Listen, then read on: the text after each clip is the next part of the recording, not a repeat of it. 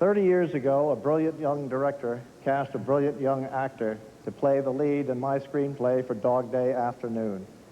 And my gratitude and admiration for the actor and for that director has remained absolutely unabated. Please join me in welcoming that Oscar-winning actor, Al Pacino.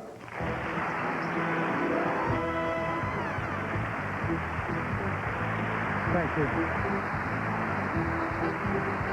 Thank you. Hello.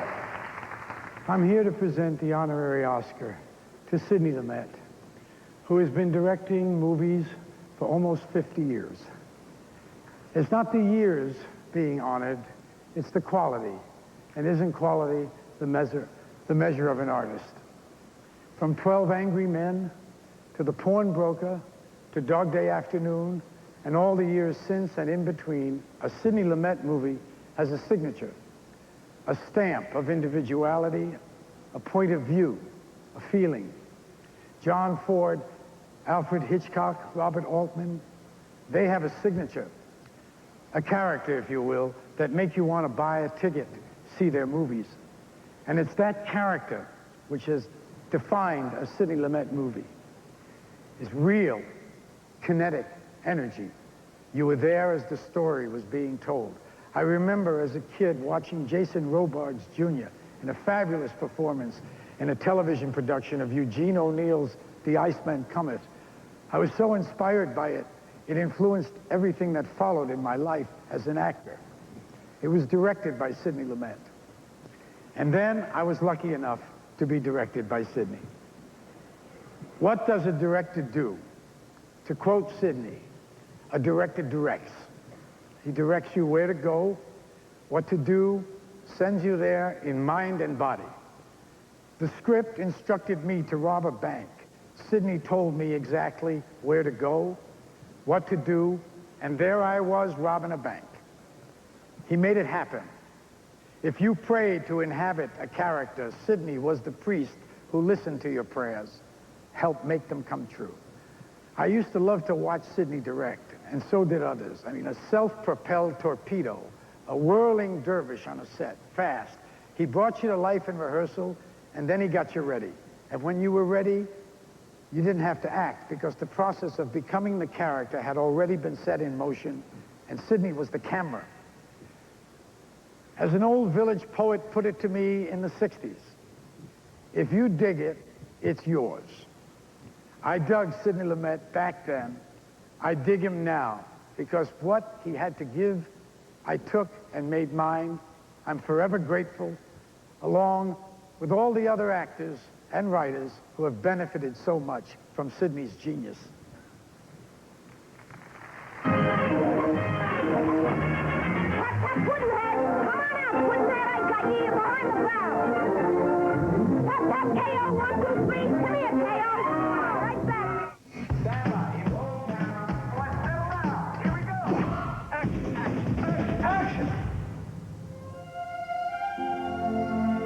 What's the matter with you guys?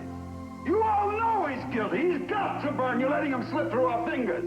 You want to see this boy die because you personally want it, not because of the facts. You're a sadist. Kill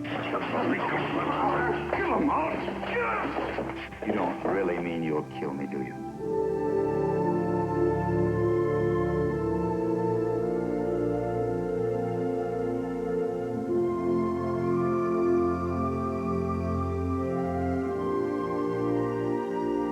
Be arrested for what I'm thinking.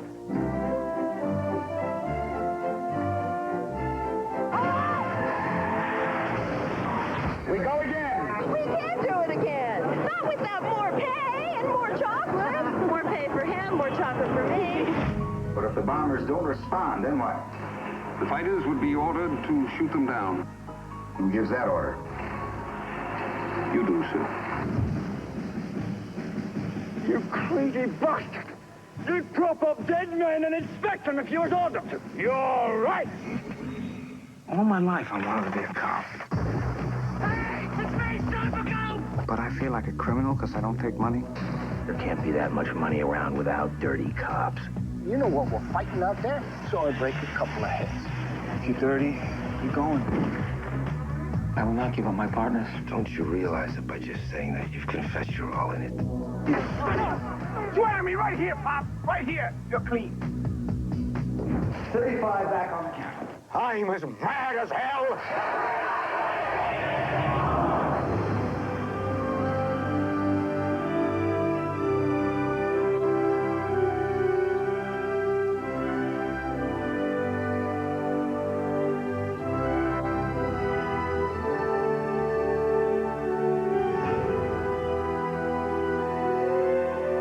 You're going to be well. I'm going to make you well.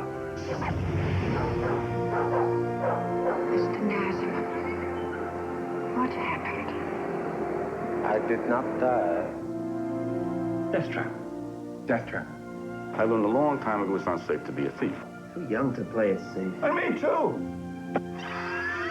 America, man, you know, it's so beautiful. I want to eat it.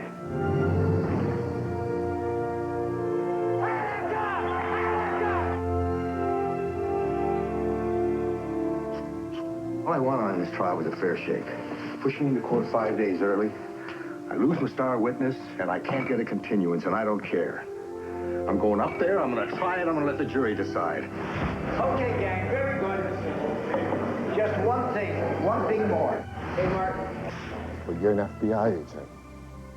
You're an FBI agent smuggling liquor. Your brother's the one insisted we go. He was an alcoholic! Come. I did good work. Sit tight.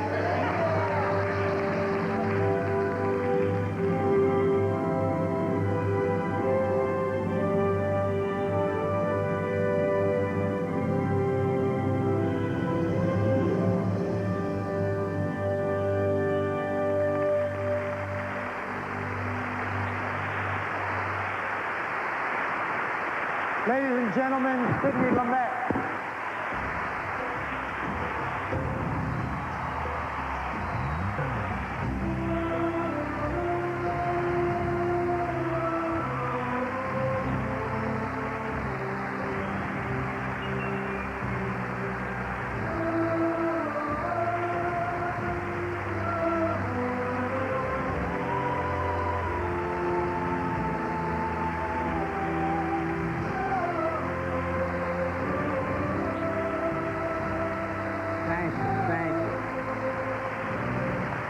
Thank you. Thank you. You're very kind, and I thank you.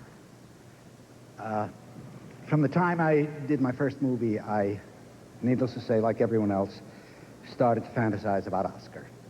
And I was lucky enough to be nominated on the first movie, so I started to fantasize about the speech. And I was a real smart aleck, and I thought I would say something like, I don't want to thank anybody, I did it alone.